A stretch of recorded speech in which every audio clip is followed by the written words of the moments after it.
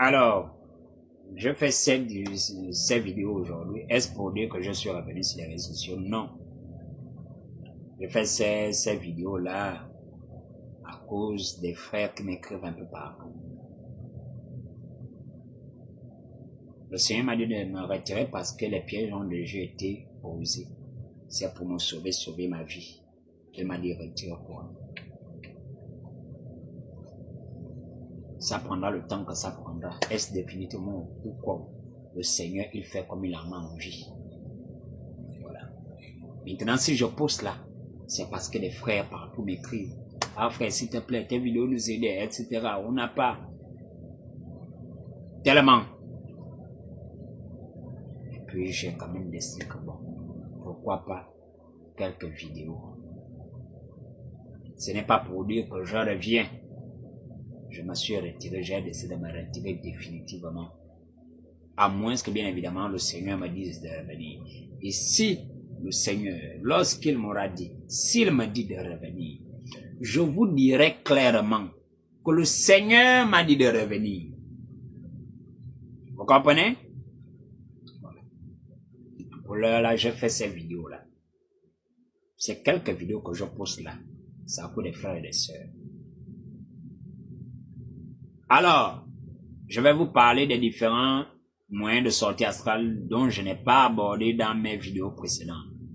Comment reconnaître quelqu'un qui sort de son corps. Bien. Premièrement, l'un des signes. Vous voyez un enfant ou une personne malgré son âge. Il pisse toujours au lit. Il fait toujours pipi au lit. Vous comprenez? C'est un des signes.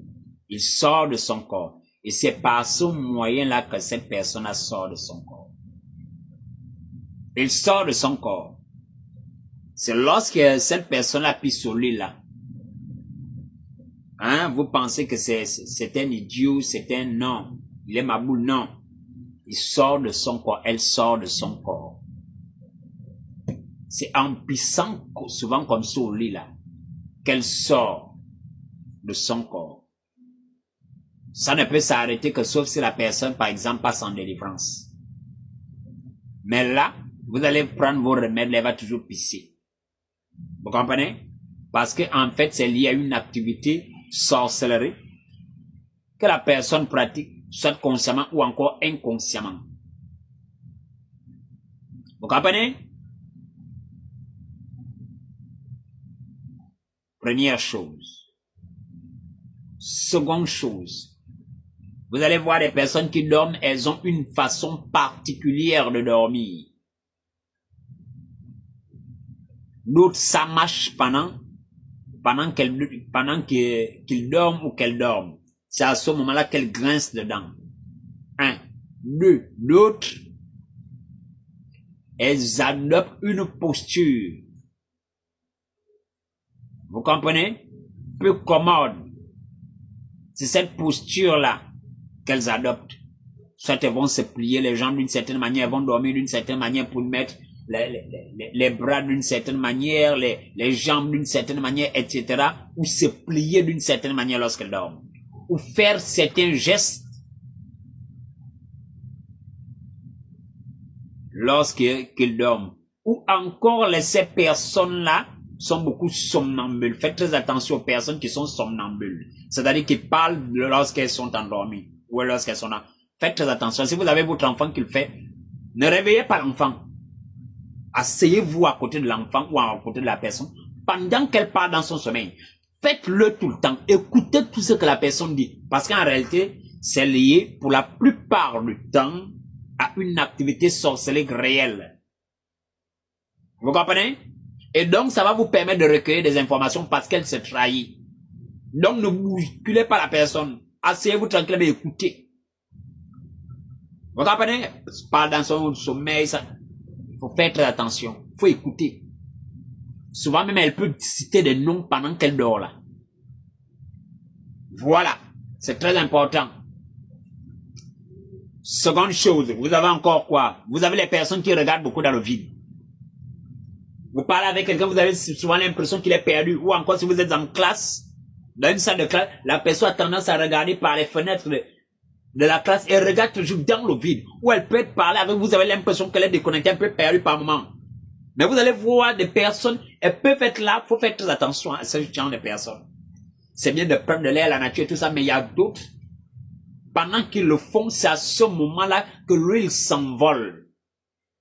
C'est à ce moment-là qu'il s'envole. Donc, il faut bien faire très attention aux personnes qui aiment beaucoup fixer le vide. C'est très important, c'est le terme. Fixer le vide. Le regard plongé dans le vide, dans l'espace, dans le vide. Vous comprenez? Ou encore, les personnes qui aiment beaucoup regarder le ciel, les étoiles, comme si elles avaient un lien particulier avec le ciel, la lune, les étoiles, les astres. Faut faire très attention. Vous comprenez? Vous faites très attention. C'est parce qu'en réalité, son esprit est lié à ça et donc elle part souvent là-bas, mais elle-même, elle ne sait pas. Vous comprenez? Trop connecté, trop, oh non, moi, c'est... Faut faire très attention. Les personnes qui aiment beaucoup regarder dans le vide. Beaucoup, beaucoup. Pas quelque chose en particulier, mais elles sont connectées au vide. Il faut faire très attention. Vous comprenez? C'est bien. On aime bien la nature, on aime bien, mais vous devez comprendre que tout excès nuit. Tout excès renvoie nécessairement à un problème. C'est quoi le problème? Tu aimes la nature, ok, d'accord. Mais il faut faire très attention. Généralement, les personnes aiment beaucoup la nature. D'autres, beaucoup regarder dans le vide. Et encore, vous allez voir une autre catégorie. Ce sont les personnes qui aiment beaucoup regarder, plonger le regard dans l'eau ou regarder l'eau, contempler l'eau, la mer, les fleuves, ces choses, les cours d'eau ou encore simplement écouter. Faut faire très attention. Il y a des personnes, elles aiment beaucoup regarder l'eau comme ça parce qu'en réalité, elles sont de l'eau. Parce qu'en réalité, elles partent dans l'eau. Parce qu'en réalité, c'est leur monde, c'est leur univers, elles partent souvent là-bas. Et lorsqu'elles sont au contact de l'eau, c'est à ce moment-là qu'elles se sentent réellement bien parce que elles ne sont plus là en ce moment, elles sont dans l'eau. Vous pensez que c'est simplement un regard? Non. Elles sont dans l'eau. Et c'est lorsqu'elles partent comme ça, elles se mettent au contact de l'eau qu'elles se ressourcent. Vous comprenez? Petite parenthèse encore. Vous allez par exemple voir les personnes, les grands monsieur là, les hommes riches là. Vous allez voir qu'ils aiment tout construire des grosses maisons à côté des eaux. Je vais vous dévoiler quelque chose.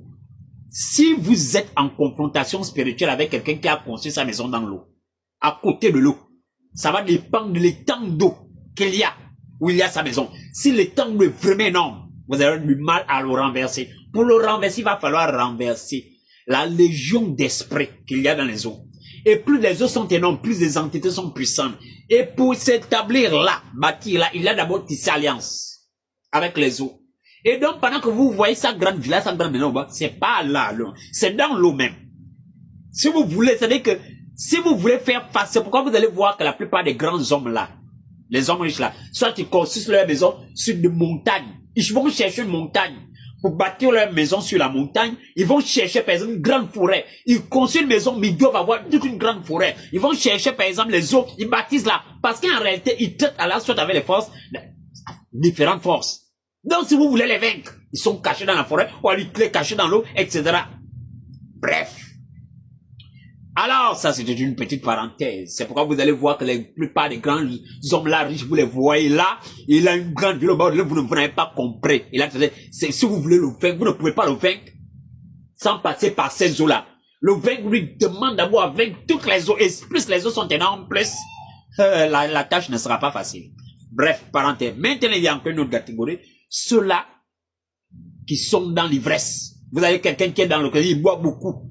C'est le moyen par lequel il sort. C'est un peu comme au Gabon, comme la consommation de l'iboga. On consomme pour pouvoir sortir de ce corps. Vous devez comprendre qu'il y a d'autres moyens de sortir le corps, du corps. Par la consommation du vin, tu te livres. Et lorsque tu te livres, je vais vous dire que plus de 50% des personnes que vous voyez consommer de l'alcool sortent de leur corps. Vous devez comprendre. Et je vais vous dire quelque chose. Quelqu'un qui vous dit les paroles quand il a bu, répliquez. Parce qu'il faudrait, vous devez comprendre qu'il paralyse les capacités physiques. Et l'homme sorcier maintenant se trouve,